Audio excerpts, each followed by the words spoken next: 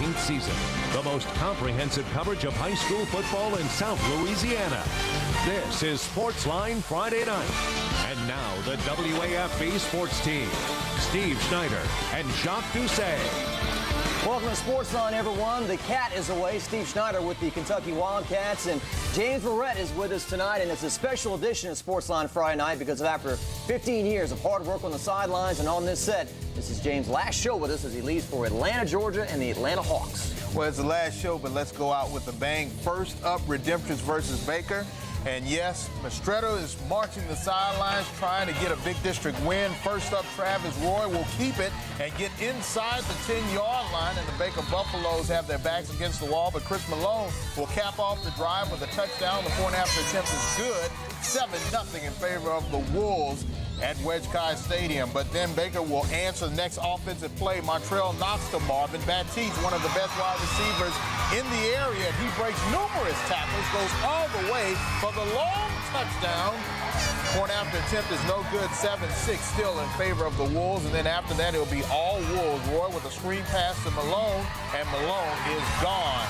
Another touchdown and a two-point conversion would make it 13-7 in favor of the Wolves. And then special teams problem for Baker High after this one. Montrell Knox on the punt. It looks like he gets rough, but the official doesn't say anything. And next thing you know, a long return by Jonathan Green. He's wearing number 5 like Reggie Bush because he's making Reggie Bush-type moves. But in the end, it would be all Redemptress as they would score on a short run. Your final score, 29-6 in favor of the Wolves, and the Baker Buffaloes, my alma mater, gets another loss.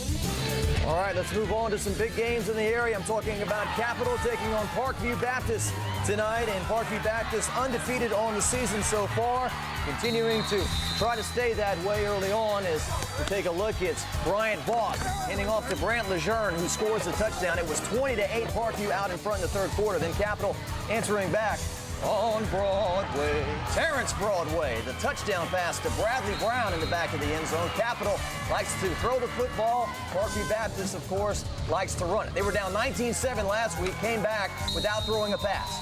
And it's Lejeune again as Parkview takes a commanding 27-15 lead. That's your final score tonight as Parkview improves to 7-0. They are number 2 in 3A. Let's go out to LSU U-High and put on your jacket because it was a little cool out. Early on, Derek Boyd with a 10-yard touchdown run to open the scoring in the game against Jackson High. Point after attempt is good, 7-0 for the U-High Cubs. Coach Shoptaw is looking for more, and he'll get more through special teams. Jackson will punt the ball, a good punt, but to the wrong guy, Jamar Thomas, and he's going to go, look at this, 76 yards.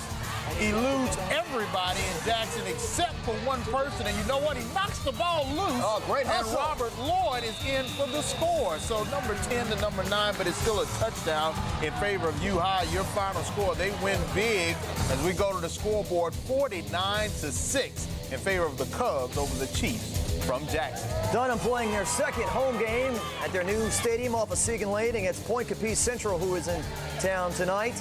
Second play of the game, Michael Batch throwing deep to Matthew Barkas. The catch and the score. Dunham, another team who rarely throws the football, but here they catch him off guard. 7-0 was the score at that point for those Tigers. Then Ryan Thibodeau, the coach's son, doesn't look like he's going very far here, but just kind of glides his way down the field, and before you know it, it's a 15, 17-yard run.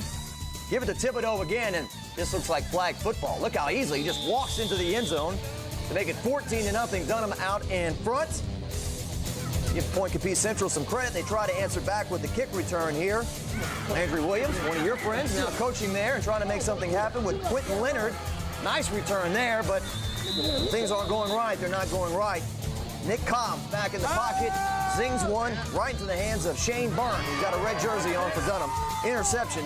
Dunham wins the game in shutout style. 44-0 is the final score.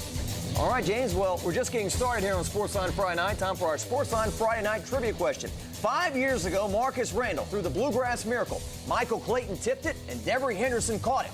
What 3 high schools did they attend? All different high schools.